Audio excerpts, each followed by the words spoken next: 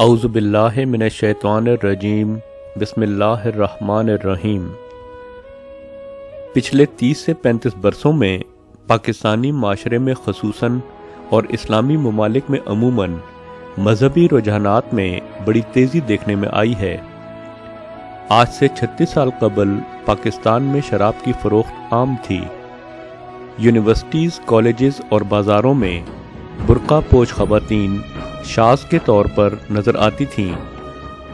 مولوی خال خال ہی نظر آتے تھے، نظر آتے بھی تو سر شام لوگوں کے دروازوں پر دستک دے کر مسجد کے نام پر روٹی مانگتے نظر آتے تھے۔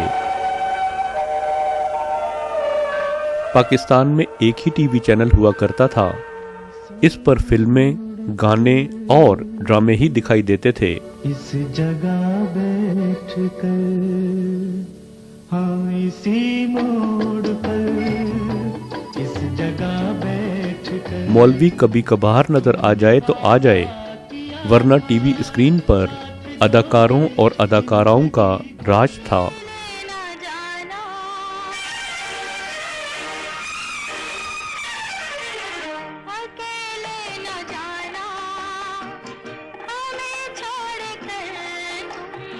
مختصر یہ کہ آج کی نسبت معاشرہ عمومی طور پر بظاہر مذہب سے بہت دور تھا، مگر ہمیں اچھی طرح یاد ہے کہ اس زمانے میں فساد، دکھ، قتل اور غارت گری اور مذہبی منافرت آج سے کہیں کم تھی۔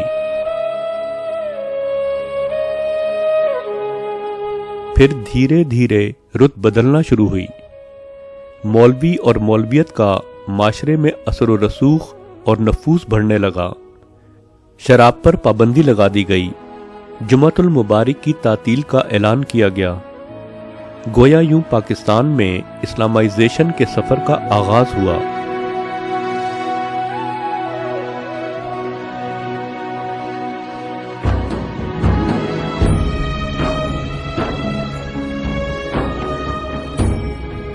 دیکھتے ہی دیکھتے برقع پوش خواتین یونیورسٹیز، کالجز اور بازاروں میں بکثرت نظر آنے لگیں۔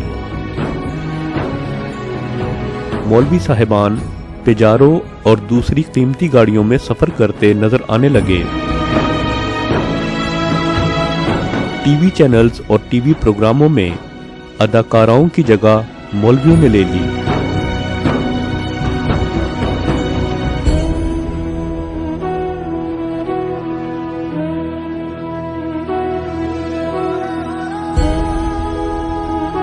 یہاں تک کہ ٹی وی پر مولویوں کی بھرمار ہو گئی۔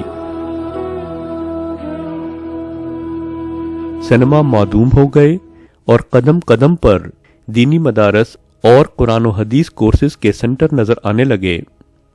قرآن و حدیث کے معلموں اور معلمات کی بھرمار ہو گئی۔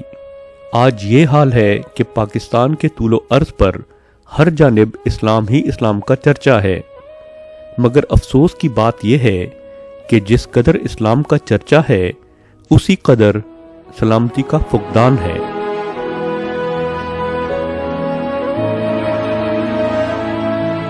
تبدیلی کے اس لگ بھگ 35 سالہ سفر پر جب ہم نے نظر دوڑائی تو یہ جان کر انتہائی دکھ ہوا کہ مذہبی رجحانات کے اس غیر معمولی اضافے کے ساتھ معاشرے میں فساد، دکھ، قتل و غارت گری اور مذہبی منافرت میں کمی کے بجائے اضافہ ہی ہوتا چلا آیا ہے، یہاں تک کہ آج دنیا اسلام اور پاکستان مظلوموں کی آہوں اور سسکیوں سے گونج رہے ہیں۔ کہتے ہیں کہ جو بو گے سو کاٹو گے، تو پھر اسلامی رجحانات کا یہ بیج جو گزشتہ کم و بیش 35 برسوں میں غیر معمولی طور پر پروان چڑھا ہے، اسلامی ممالک اور خصوصاً پاکستان میں سلامتی کیوں نہ لایا؟ یہ ایک ایسا پریشان کن سوال تھا کہ جس نے ہمیں بہت کچھ سوچنے پر مجبور کر دیا۔ انسان جو بوتا ہے وہی کاٹتا ہے، یہ ایک ایسی حقیقت ہے کہ جس کا انکار ممکن نہیں۔ تو پھر یہ کیوں کر ہوا کہ بویا اور پروان چڑھایا تو ہم نے، خیر تھا، مگر آج ہم شر کاٹ رہے ہیں؟ کہیں ایسا تو نہیں کہ جسے ہم نے خیر سمجھ کر بویا اور پروان چڑھایا وہ خیر نہیں بلکہ شر تھا، جسے ہم نے اسلام یعنی سلامتی سمجھ کر مولویوں سے ہاتھوں ہاتھ لیا اور اپنے خلوص سے اس کی آبیاری کر کے اسے پروان چڑھایا، وہ دراصل اسلام یعنی سلامتی کے لبادے میں نار یعنی آگ تھی، جو آج ہمارے ملک پاکستان کے طول و عرض میں پھیل چکی ہے۔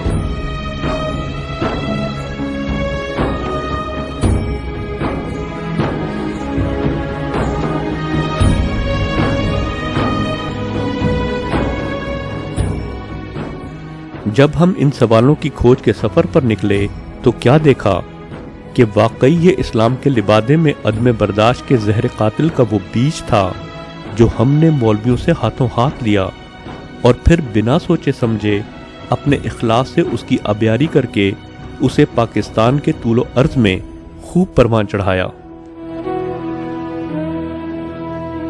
مولویت نے دینی غیرت کے نام پر عوام الناس میں شدت پسندی اور عدم برداشت کو غیر محسوس طریق پر اس تیزی سے پروان چڑھایا کہ آج پاکستان دنیا کا وہ واحد ملک بن چکا ہے کہ جہاں ایک قاتل ایک ہیرو کا درجہ اختیار کر گیا ہے۔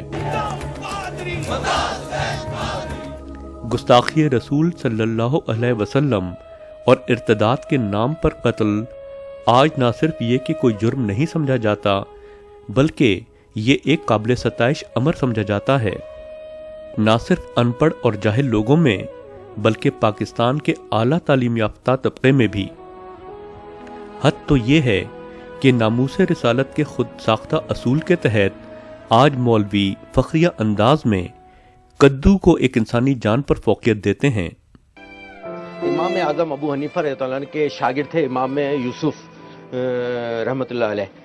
آپ نے ایک جگہ لکھا ہے، یعنی کہ آپ نے ان کا اپنی کتابوں میں ذکر فرمایا ہے امام یوسف کا۔ تو ایک دفعہ اکبر کا دربار میں بیٹھے تھے، فقہ شقہ اکبر کے اندر کتاب کے اندر نقل ہے کہ وہ دربار میں جب کھانا آیا تو اس میں کدو شریف آیا، تو جب وہ پیش کیا گیا تو کسی نے کہا یہ مجھے حضور صلی اللہ علیہ وسلم کو بہت پسند تھا، دربار میں سے یہ واقعہ لکھ کے لے کر آیا ہوں۔ تو جب ان کو یہ کہا گیا تو ایک نے کہا یہ مجھے بہت، ایک اسی دربار میں سے کسی نے کہا کہ یہ مجھے بہت پسند ہے، تو ایک اس میں سے کھڑے ہوئے انہوں نے کہا مجھے پسند نہیں ہے، تو امام یوسف رحمۃ اللہ علیہ نے تلوار نکال کے اس کی گردن پہ رکھی کہ یہ آپ نے، یعنی کہ ایک چیز کو، یعنی کہ نسبت ہے آقا کی ذات سے، ایک آقا صلی اللہ علیہ وسلم کو کدو نہیں پسند آیا تو انہوں نے تلوار نکال لی۔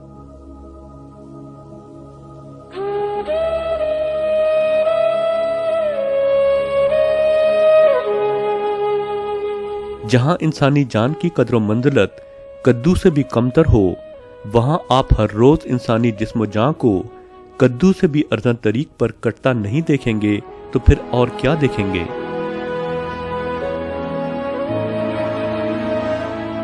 جہاں مولانا مودودی، ڈاکٹر اسرار احمد اور ذاکر نائک جیسے نامور مولوی بھی قتل مرتد کی غیر قرآنی سزا کی مذاق خیز توجیحات کر کے اس کے جواز کو گھڑیں گے، تو کیا وہاں شیعہ کو مرتد سمجھنے والے ان کے سفاکانہ قتل کے مرتکب نہ ہوں گے تو پھر اور کیا ہوگا؟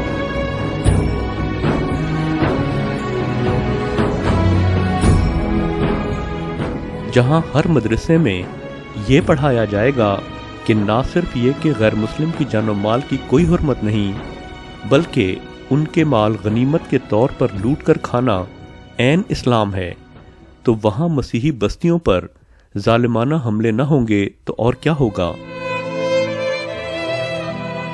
اللہ تعالیٰ نے تمام انسانوں کو اپنی عبادت کے لیے پیدا فرمایا ہے۔ جب انسان اللہ تعالیٰ کی عبادت کرتے ہیں تو وہ بندوں کی بندگی سے آزاد ہو کر خالق و مالک کے غلام اور بندے بن جاتے ہیں۔ پھر خالق و مالک کی جانب سے ان وفادار بندوں کی جان و مال کی حفاظت ہوتی ہے۔ لیکن یہی انسان اگر اپنے خالق و مالک سے باغی ہو کر عبادت کے بجائے بغاوت پر اتر آتے ہیں تو اب یہ لوگ انسان کے درجے سے گر کر حیوان کے درجے میں اتر آتے ہیں۔ پہلے یہ انسان اور اشرف المخلوقات میں شمار ہوتے تھے، لیکن اب یہ لوگ ارذل المخلوقات ہو کر باغی بن جاتے ہیں۔ اب خالق و مالک کی غلامی کی بجائے یہ لوگ اللہ کے غلاموں کے غلام ہو جاتے ہیں اور جانوروں کی طرح ان کی خرید و فروخت جائز ہو جاتی ہے۔ اسی لیے خالق کی وفادار فوج مسلمانوں کو حکم ہوتا ہے کہ خالق کی اس باغی فوج سے لڑو، ان کو قتل کرو، قید و بند میں رکھو اور غلام بنا کر بازار میں بیچو یا گھر میں بطور خادم رکھو، ان کے اموال کو بطور غنیمت لے کر کھاؤ۔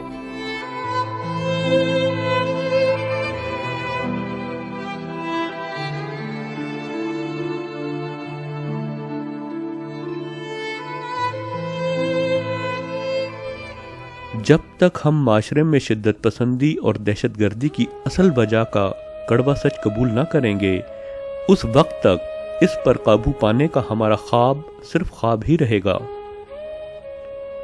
دراصل شدت پسندی وہ جن ہے کہ جو مولویوں کے معاشرے پر بڑھتے ہوئے نفوذ کی صورت اب تو بوتل سے باہر ہی نہیں آ چکا بلکہ پورے پاکستان پر مسلط ہو چکا ہے۔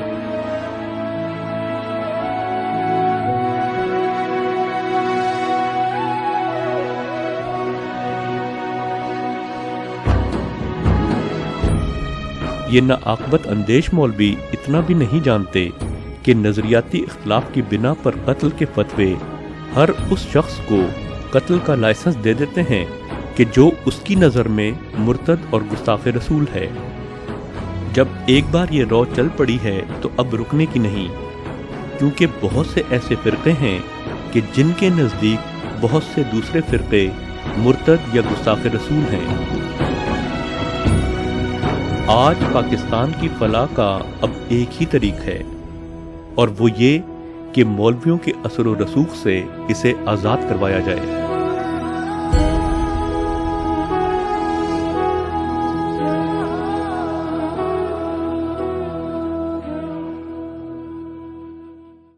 اٹھ گیا گھبرا کے اور پھر رو پڑا بے اختیار۔ میں نے دیکھا جب وطن اپنا کفن پہنے ہوئے